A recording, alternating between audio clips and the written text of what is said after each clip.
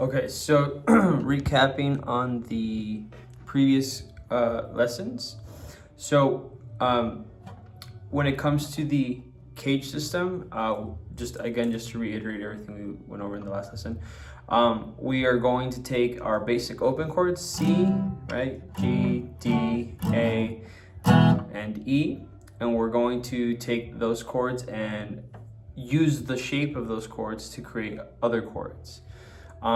So in the last lesson, I think we started with E, right? So we take an E major, right? And we switch our fingers to these because we want our first finger. The idea with all these is you want to have your index finger free because you're going to use that to create a bar for every chord that you do. So now we have an F chord. So essentially an E chord is an F chord with no index finger, or you can think of this as a capo. If you had a capo here, you would get the same chord as an E, right? So that's kind of why when people use capos, I think I have a capo here, right? And they tell you, all right, just play, your open chords, C, G, whatever the chords are, right? But if I go C, G, D, I'm not actually playing C, G, D. I'm actually playing an F, a C, and a G. Right? Now, why is that? Because of the notes that are inside. Now, I'm using the C shape, right? And the G shape and the D shape to make those chords. So that's the idea with the cage system. But we're removing the capo as a whole. So same thing with the A. You have an A chord, scoot it up with your capoed index finger. You have a B flat major or an A sharp, right? And you have a B major, a C major. And then it starts to get a little harder. So D, right? D sharp, E, F, right? So you have a D here. There's like a capo here. Now with some of these chords, you don't have to grab the whole thing because remember, D, you don't actually play all 6 strings. You play from the D string below, right? So you don't have to grab the whole thing. And then we have C. C's a tricky one, but it's probably one of the more common ones out of the group. Or besides the first two, E and A, those are probably the most common, but this is probably the third one, right? You see how I'm not doing this, but rather than just grabbing that, because you want it to sound pretty too. Okay, anyways, so now we're going to talk about chord progressions. So just to really quickly get into it, this is kind of going to be a lesson on the number system, essentially. So the way the number system works is you have a key, right? And a key is just the rules of a song, right? In terms of what notes and chords you can play. So if a song's in the key of C, what notes and chords can we play? So the way you figure that out is it tells you already there. It's the key of C major, so we're going to use the C major scale. Now, what is a C major scale? The C major scale is C, D, E, F, G, A, B. And that's it. That's the only major scale that has natural notes in it. So you don't have to know the scale like to physically play it. You should, but you don't have to know it. Just remember that it's all natural notes. So in that sequence, C, D, E, F, G, A, B, C. Those notes have chords attached to them. So the first chord is a C major. The second chord is, a lot of people assume it's going to be D major because it's a major scale, but it's actually D minor. Think of it this way. So if the second chord, right, so if you think of the first chord, right, so it's C is the first note, so the first chord is a C major.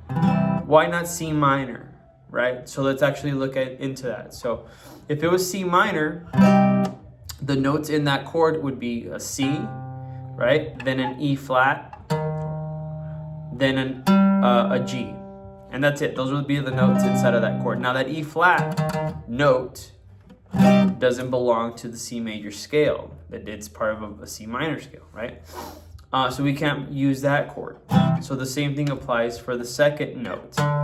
So this note is a D note in the scale. So the note's going to be a D major. Right? Why not D minor, excuse me. Why not D major? Because there's an F sharp in that chord. And remember, in our scale, we don't have any sharps or flats in that C major scale. No sharps or flat notes, all natural. So D minor has natural notes. It has a D, it has an F, and it has an A.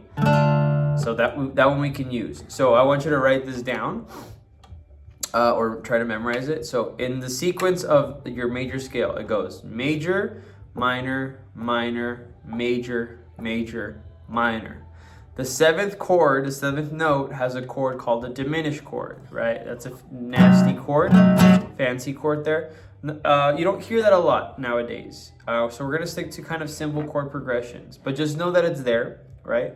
So now what I want you to do is I want you to memorize those chords using open chords in that sequence, okay? So C major, right? The next note is D, so D minor, then E minor, F major, G major, A minor, and then B diminished. Just to quickly do a B diminished, just to memorize the sequence, I want you to do this little baby version of a B diminished. It's just these three notes. So the B note here on the second fret and third fret of the D, and then the fourth fret of the G. So A second fret, D third, G fourth. Just play those notes. It's a nasty sounding chord, but in sequence it sounds nice. So one more time: C major, D minor, E minor, F major, G major, A minor, and then B diminished.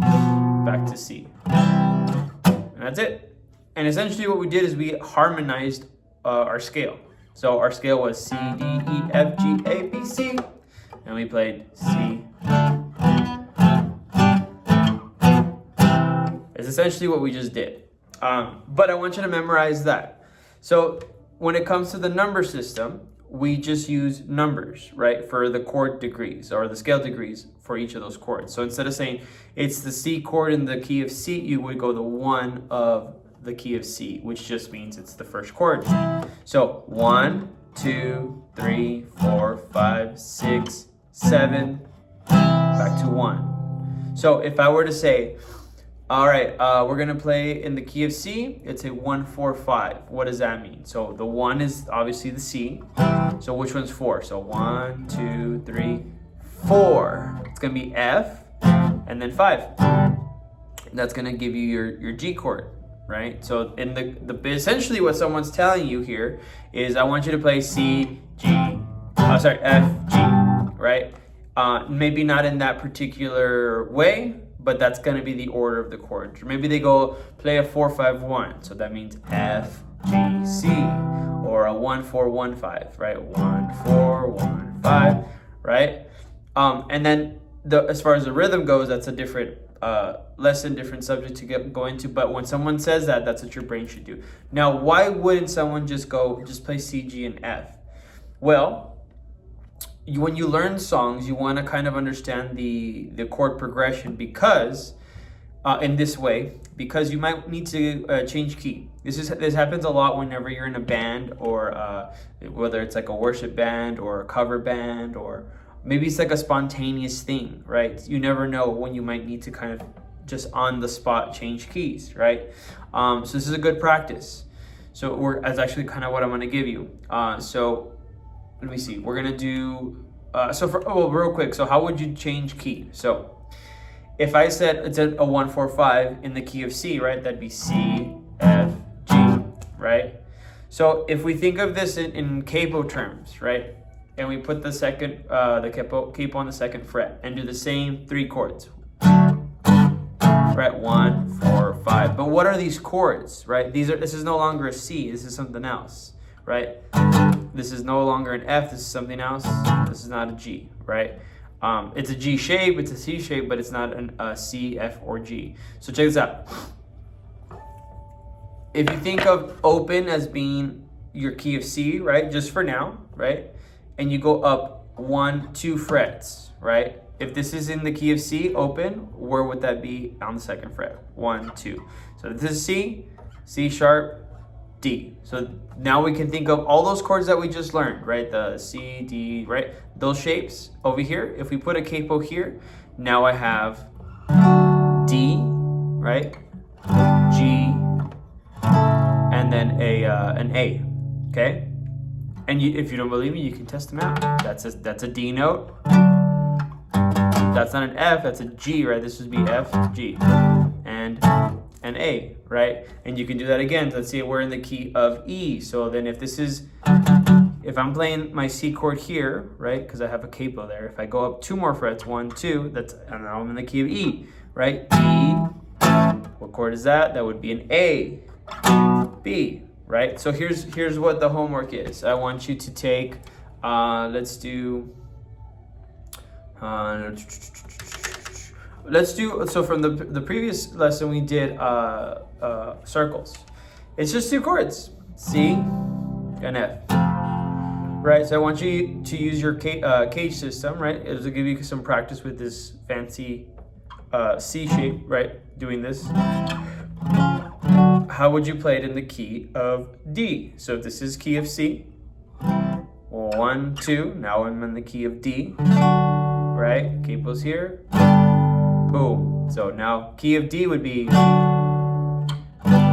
key of E would be, F would be, right? G, right? And then so now you can try harder progressions. So for example, let's take a progression for, and so you have to be careful because not every song is in the key of C, right? So let's take a Let It Be. So Let It Be is in the key of C. It goes C, C, G, A minor, F. Okay, so what would be the chords in the key of D? So it'd be here. Oh, sorry, A minor. Right, now here's the thing. You want to get used to the cage system, but you also want to be able to transpose what would be this, right, to a chord that makes more sense. So if you know this is D, you don't have to play this shape. You can go, right? So that could work. And then you don't have to go do this because that's also a G, right? You don't have to do this because you can just do an A major over here, right? And then you don't have to do, well, actually you do have to do this one. There's no B minor over here. You have to play it as a bar. So you could learn it as using your cage system, or you can go, what was it? That's what it was.